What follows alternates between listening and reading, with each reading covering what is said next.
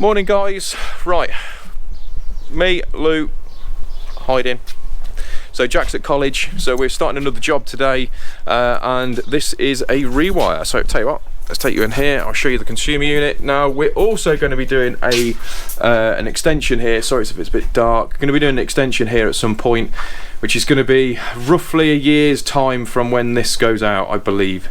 Don't hold me to that. So the customer has asked us to rewire the house now, the main house, leaving the kitchen, because that's basically the kitchen extension that's going on. So this is the board that's all up here. So I've been around the house, I've checked. So the kitchen's on its own, and then there's a bedroom directly above which is powered up, so we're going to isolate those off. So the plan is now, what I'm going to do is leave that in situ until we come back at a later date. I'm going to bring my cables down and drop another board on the side of here, and then leave all this lot well alone with those bits in. So that's that. So me and Lou have been getting the house set up. Now this is where this house is very, very close to my parents' house. So we actually got this job while I was working at mum and dad's house. So in here we have put our roll and stroll down as always. Now the carpets and things like that, a lot of these are all going, but when we're not sure, but they are definitely going. But at the meantime, we're going to try and keep everything nice and protected. Now the banister is something that's very dear to them, so we've bubble wrapped that up for them because they don't want anything. It's highly unlikely, but because they are so worried about it, that it just, by putting the bubble wrap on, it gives them peace of mind and also us to make sure that nothing hits it or anything like that. And I can't see what could ever hit it, to be honest, the way we do things, but you never know. Carpet's all got roll and stroll on it. Because I'm going to kill everything else in the house, we've got the site lighting, which I've never used, the festoon lighting. Festoon lighting. I've never used it before, to be perfectly honest, and it's something that I'm trying for the very first time. So hopefully it will work out for me, because site lights are expensive. I mean, we've got two uni lights on the company which are brilliant, but we need some more lights that are going to work and flood around the house, so when you're walking around, and also when the clients pop back in the evenings. Now we are really lucky, they have moved out, so absolute winner. Now anyone who we are doing rewires for, and it's an occupied rewire, this is how it should be left. Absolutely amazing, these clients. They have completely cleared the house other than big bulky furniture. It's absolutely wicked. So we've gone through, we've done our site plans, or room plans as we call them. We've given those to the customers, so hopefully you can see that.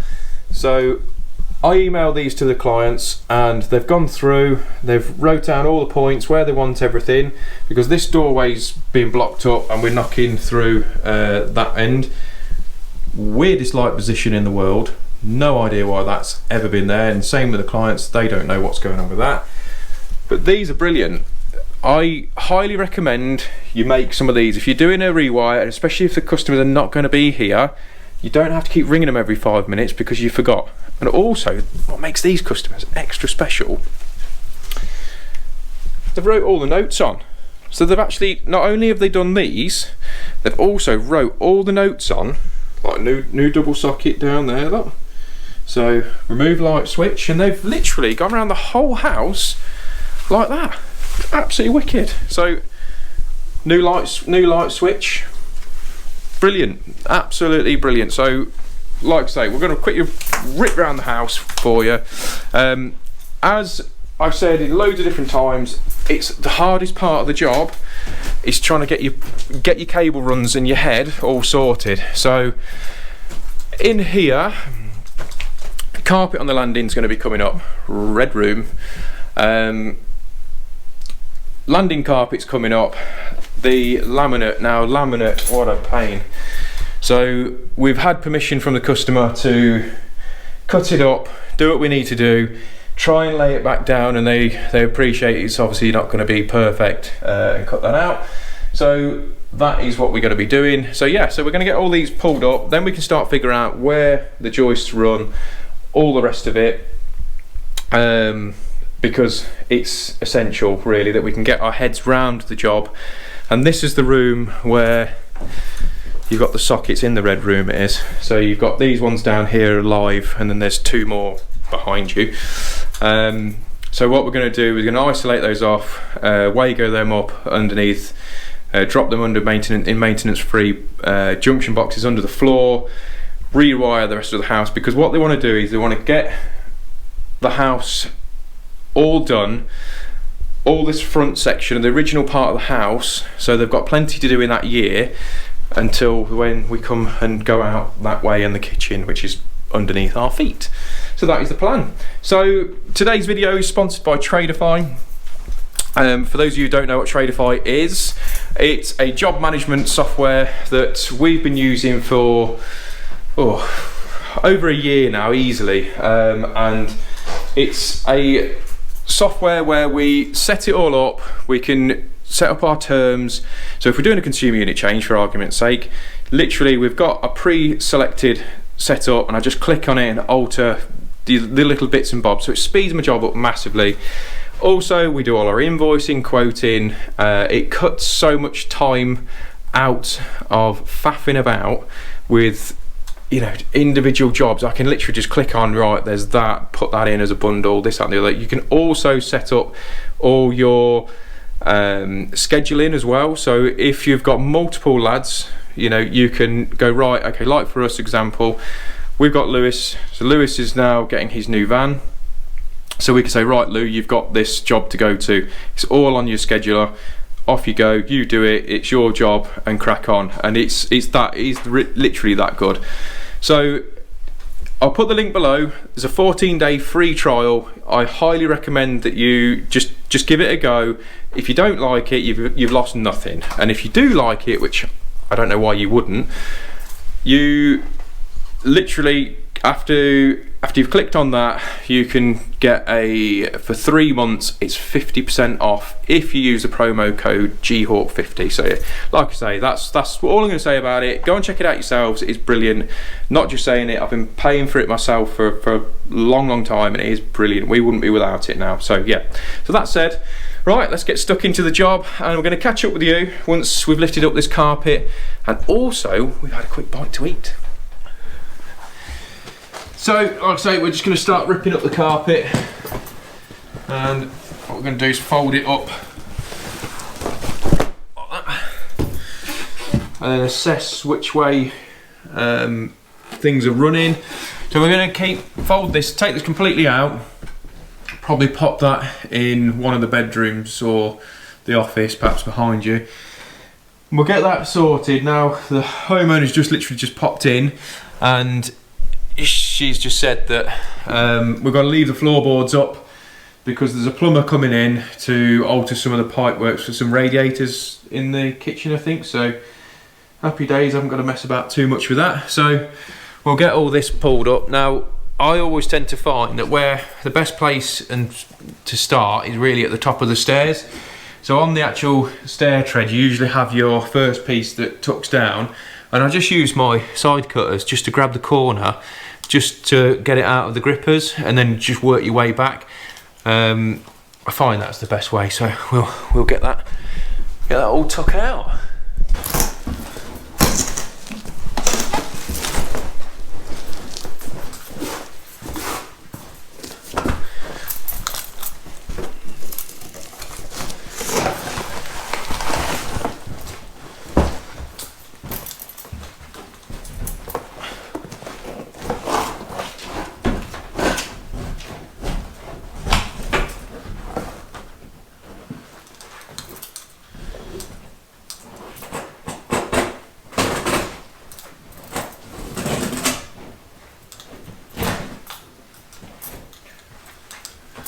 Like I say, I'm not a carpet fitter, never have been, so what we always say is we'll put them back down, but you're probably best to get a carpet fitter to come back in and just stretch the carpets back. But in this house, they're all going to be replaced at some point anyway, so I don't think they're going to be that precious about them. So we'll rip the rest of that up. If you grab that end, Lou, I think we can try and get that sorted.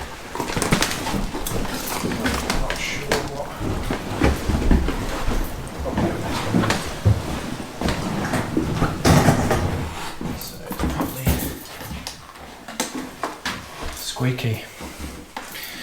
Right, so what we can see is the floorboards are running that way, so it means the joists are running that way, so it works well for us because we're going to get a full run all the way through the house. So we're going to go into the blue room, as we're going to call it, do the same with that carpet, get that up out the way, and then we're going to make a channel all the way through the whole house, so then we can rod with the super rods, which I'll show you shortly, how we're going to do that. So that's the plan. So what we'll do, we'll start pulling some of this floor up, we'll put you on time lapse while we do that, and hopefully not go through any pipes, so that'll be a bit of a bonus.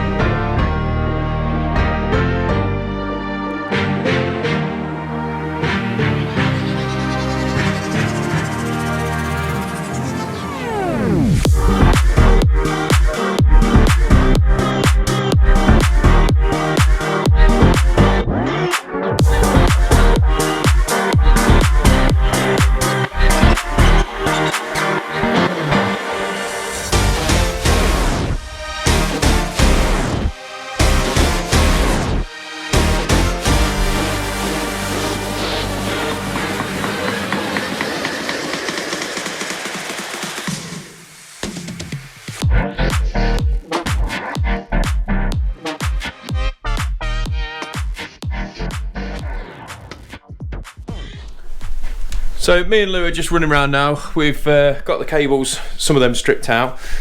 So we're just going around now, taking all the accessories and stuff off, all the older ones. Now, in the little room over there, I took the front off and the wires weren't even connected, they all just fell out. And like I say, I've put it on our TikTok, yes, Down With The Kids, you know it.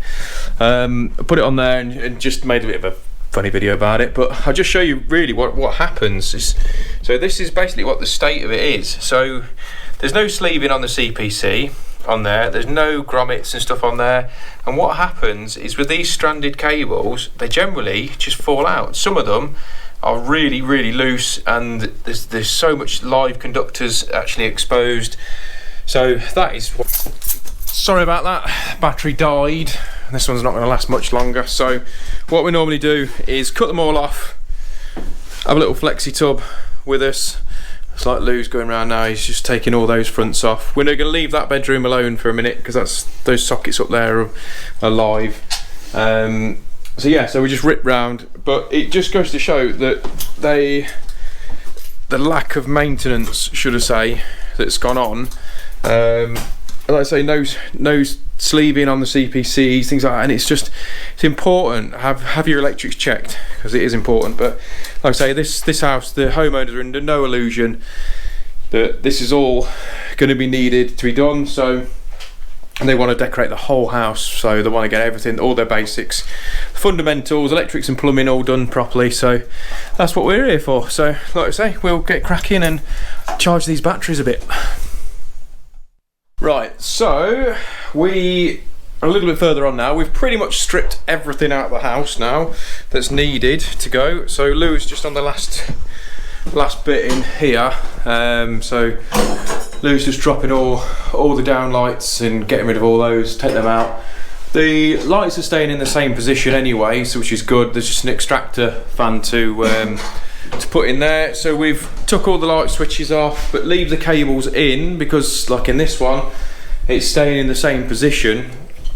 So we should, in theory, because that moves quite nicely, so we should be able to tie on and then just pull those through without causing any damage to the walls. So we stripped all the old cable out where we can without causing any more damage, because you know there's no point doing that. So I just wanted to show you this, because this is what it was an extension, I think, at some point. So we've just lifted up the floor. So the floor is your standard like chipboard floor that ends up going like almost like Weetabix. It's like real crunchy, yeah. So sometimes it's really you This one's not too bad, but when they've fixed this down, they've used normal nails. Let me just show you. So you got a normal nail like that on there. So that's why the floor squeaks like mad. Well, one of the reasons. One, because they're not glued on the. They've not glued any of the joists either.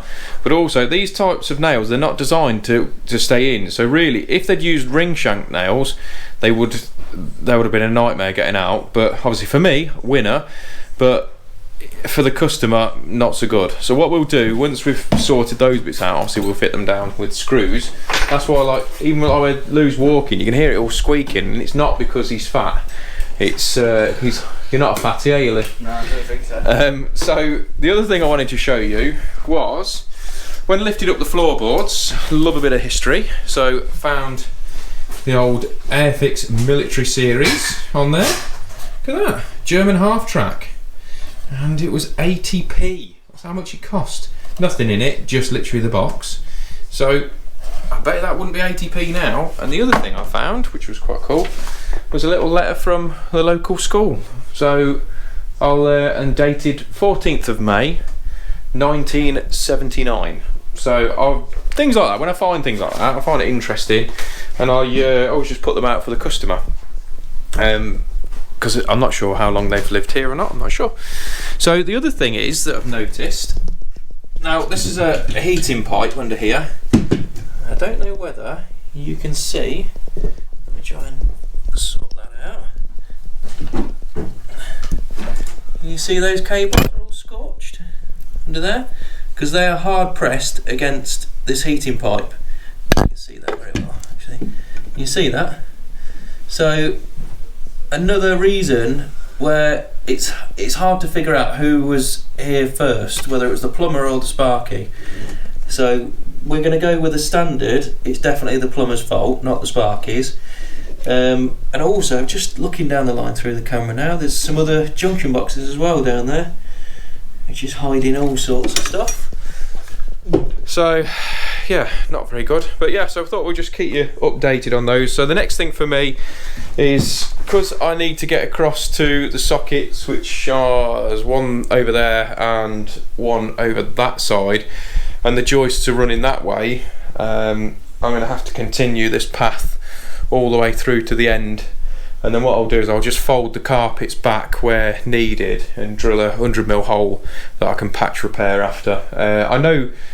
I think it's Super Rod, they do like some what they're called, I don't know, they're like floor cover things that go down, but I haven't got any of those, so I'll invest in those at some stage. But yeah, so that's what my plan is now. And Lou's just got the drum runner, which is in that room now, because we're going to run all the rooms in radials, because they're doing decorating and all the rest of it as we leave. It's going to be better that I can just do each room on its own little radial, and they can just turn it off. I haven't got to worry about when the customers, you know, decorating, they can just lift sockets off, because the customer works from home as well, so obviously we don't want that disturbing when he's back here. So yeah, that's what the plan is. So that's what we've been up to. Oh, nearly forgot. Another plumber shocker. Look how bent that pipe is, look.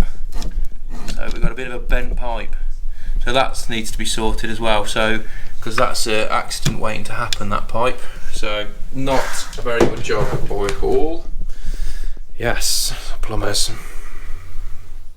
Right, got a bit of a top tip for you. Now, full disclaimer, this is not 100% my idea. I've sort of pinched it from, I think it was Luke the Sparky off Instagram. So cheers, Luke. But it's the first time I've actually used it. So, like I said, these floors are rubbish, and true to form, got so far and it's snapped, okay? So we've already oscillated the edges and it's still snapped. So what I've then thought, do you know what, I'm gonna try it. I'm gonna try this new method. So I used I've got like a plug cutter, like that. So I found where the nails are and basically cut those circles out, like that. And then pretty much, so, and she's up. What an absolute weapon. So yeah, well happy with that. So that is definitely the method going forward on those. So then it just leaves these little plugs in where the nails are. So we'll just take them out and then you can just put some wood filler in or cork in or whatever. But that is going to save the boards. So Luke, thank you very much. Massively appreciate that little heads up. But yeah, never tried it. Genuinely first time trying to lift that up. So easy. What do you reckon, Lou? Yeah. Weapon of choice, that, isn't it? Yeah. That's really good, isn't it? Yeah. So genuinely top tip there. So yeah, really really happy about that. Really happy boy. So yeah, cool. So we're going to get the rest of this sorted now. So that is us for today. We have got all the floor all up, sorted. All our runs are all sorted now. So we've drilled all the joists where we need to. We've also hoovered the joists, so they're pretty much as clean as they need to be for us. It's always best practice to try and clean up all the bits that you've drilled and you've made a mess. But like I say, if you've got lath and plaster and stuff like that, it's impossible. You ain't going to do all that. But then you're up against this sort of stuff. So the builder who did this extension has left that lot in there. So we will take some of it out, but where do you draw the line? It's one of those, isn't it? So me and Lou have started running in some of the newer cables now. So we've got our ring finals actually here. I'll show you. So we've looped it up to here, so we know when we come to do this, we're going to have that in there, the cooker and a hob supply in there, and where we know that down like there is roughly where I need to break the ceiling out to drop all my drops. So that is the plan on that one. So what we've done, in fact it's a bit dark now, actually showing you in here. Like I say, winter nights. So down that area, trust me, down there, there's spools of cable for obviously the ring, and then like I say, we're doing radials on all these rooms. So that's all started as well. I've got the cable ready to go for that. But so tomorrow we're going to be here, and Lou's going to have his nice new van, so you'll get to see that, won't you? Lou, how excited are you about your van? Yeah, well excited. See, like a kid in a candy shop. But yeah, I'm not sure who's more excited, because like I say, I love my vans and stuff. So yes, so we're going to go and pick that up, but we're going to make another video about picking it up and all the rest of it, and have a little chat on the way in about all that, because obviously, you know, we'll talk about Lewis's age and all that sort of stuff that goes on with that. So yeah, so thank you very much for watching. I hope you've enjoyed it. This is how we normally set up our rewires. So I would say thumbs up if you like it. Don't forget to subscribe.